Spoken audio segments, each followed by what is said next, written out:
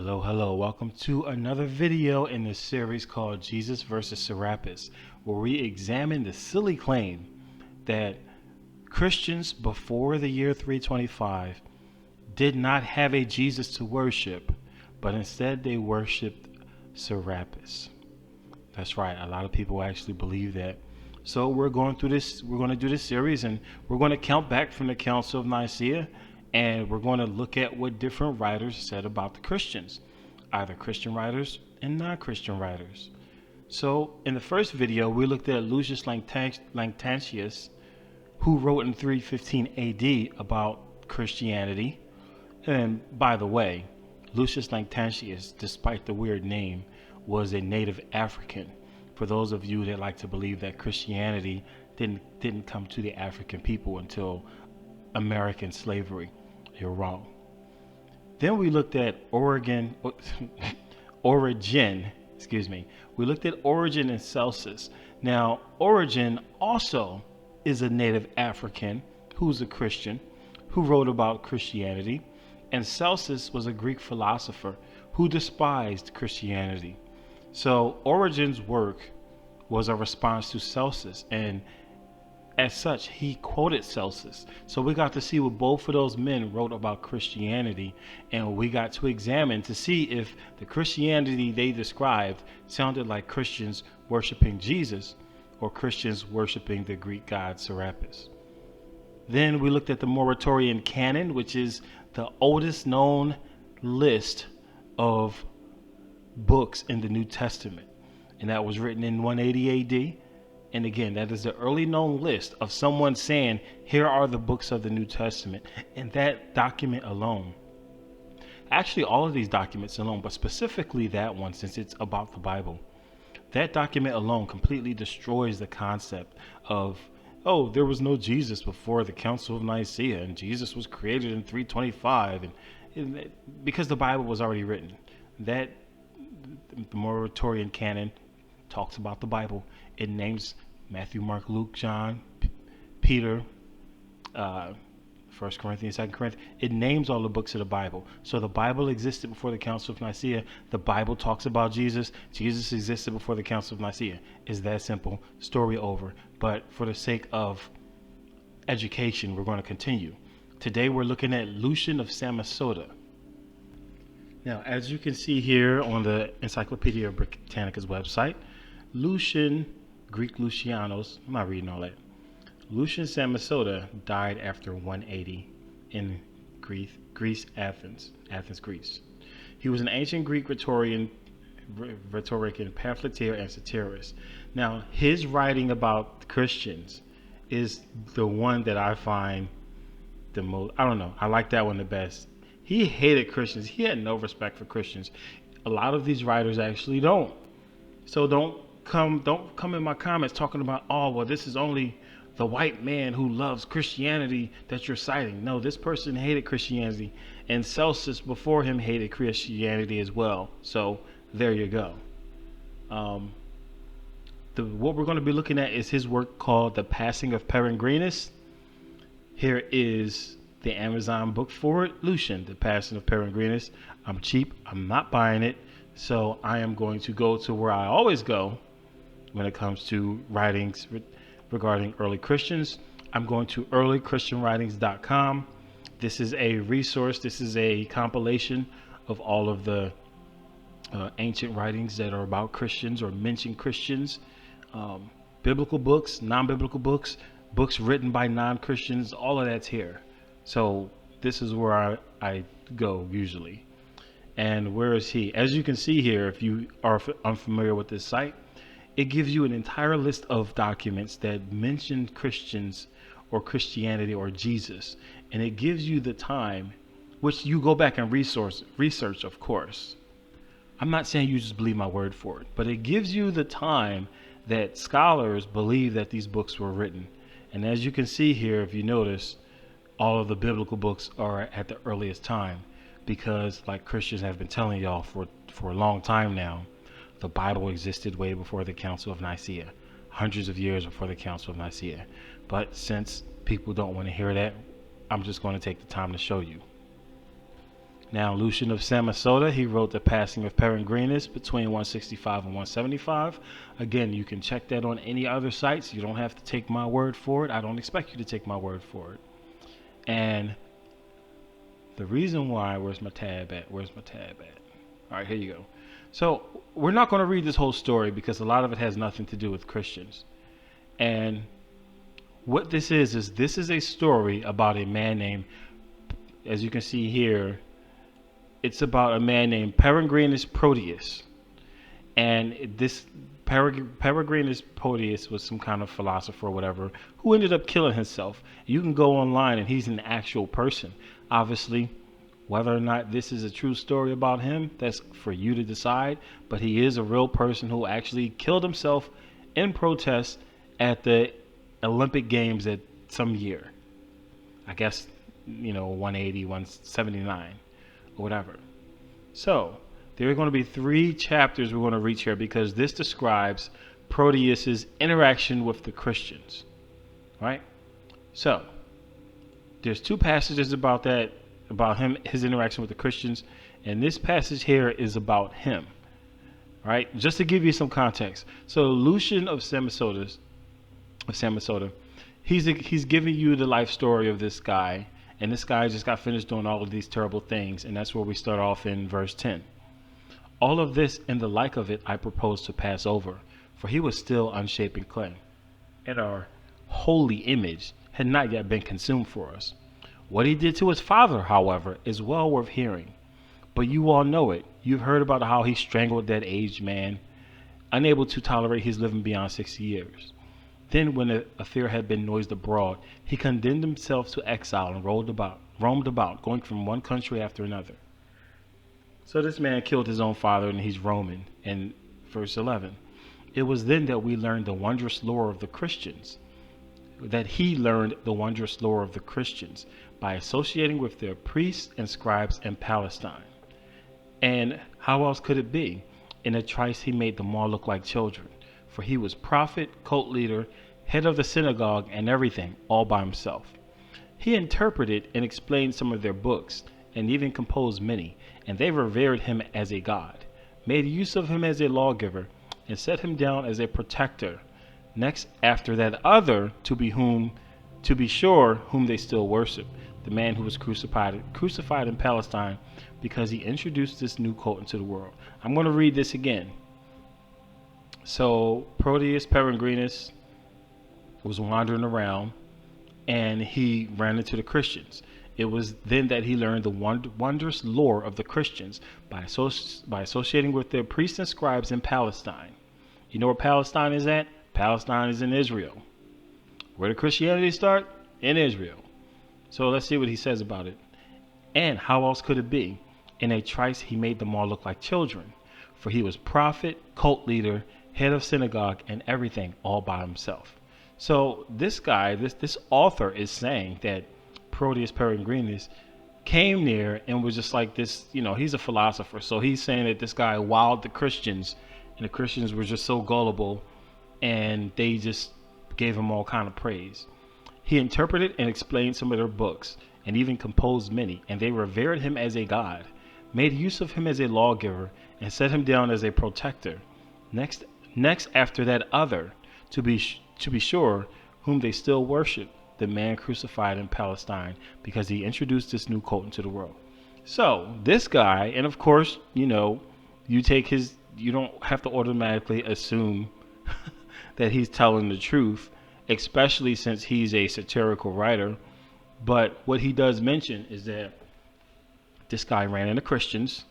He claims that the Christians started worshiping this man, which, according to Lactantius, Origen, and Celsus, would be completely wrong if that's actually what happened. I mean, maybe they was just like on this dude's jock, so to speak, kind of like giving him props, and Lucian is using hyperbole, or maybe they did worship him as a god. We don't know. But anyway, made use of him as a lawgiver and set him down as a protector. Next after that other, so it mentions the Christians still worshiping a man who was crucified in Palestine because he introduced this new cult into the world. Now, who does the Bible say was crucified in Palestine, aka Israel, and introduced Christianity to the world? Not Serapis. I mean, so you have a guy here, Lucian, who hates Christians. He hates them. He has no respect for Christians. And he's telling you that the Christians worshiped this weird guy, at least in that era. He said that they worshiped this guy, revered him as a god, and they also worshipped a man who was crucified in Palestine who started their religion, which literally can't be nobody else but Jesus. Right? So the idea that Jesus was created at the Council of Nicea, again, does this sound like Christians who worship a Greek Roman god, Serapis? Or does this sound like a group of people who worship Jesus, the Jesus that we know was crucified in Palestine? And the question answers itself. Of course, assuming that this is a serious account and not hyperbole, that means that these people are also in sin and being idolatrous by worshiping Proteus Peregrinus. But, you should get that point already. Anyway, they worship the man who was crucified in Palestine. Now, that's pretty much the crux of this, but I'm going to read this last paragraph here. Or these two. At length, Proteus was apprehended for this and thrown into prison. So now think about this. Let me finish. You know what? It says that the Christians praised him and worshiped him as a god, right? As well as worshiping the man crucified in Palestine, which I'm going to say is Jesus.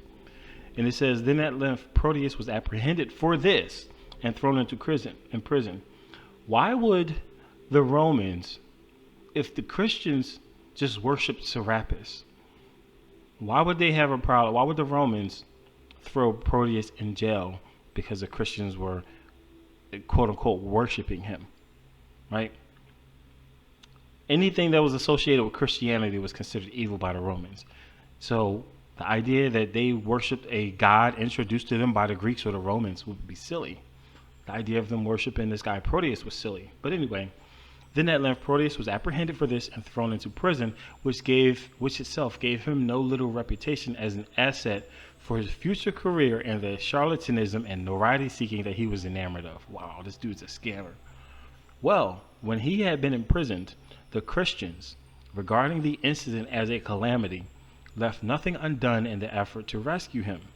Then, as this was impossible, every other form of intention was shown to him, not in any casual way, but with assiduity, and from the very break of day, aged widows and orphans could be seen waiting near the prison, while their officials even slept inside with him after bribing the guards. Then elaborate meals were made in, and sacred books of theirs were read aloud, and excellent Peregrinus, for he still went by that name, was called by them the new Socrates. So this guy, associated with himself as the Christians, was raised up as a leader or quote unquote a god, and he got thrown in jail because of it. You're going to see the common theme when you look at the video going over Lactantius. What Lactantius wrote about the Christians. Christians were always looked at as bottom of the barrel citizens in the Roman Empire, at least up until the point where Constantine made it okay for them to worship their god.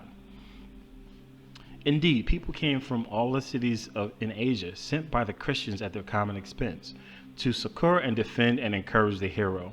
They show incredible speed whenever any such public action is taken, for in no time they lavish their all. So it was then in the case of Peregrinus. Much money came to him from them by reason of his imprisonment, and he procured not a little revenue from it.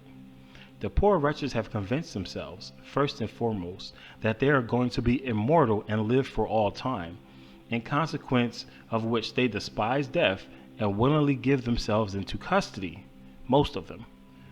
Now, so what this is saying is that these Christians, he's saying that I don't know why I find this so funny. I don't know. I find this really humorous. I don't know why. Maybe something's wrong with me.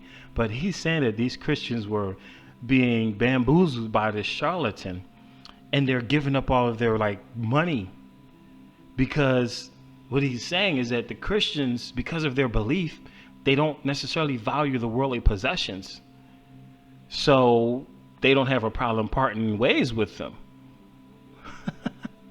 So he's making money, becoming wealthy while he's locked up.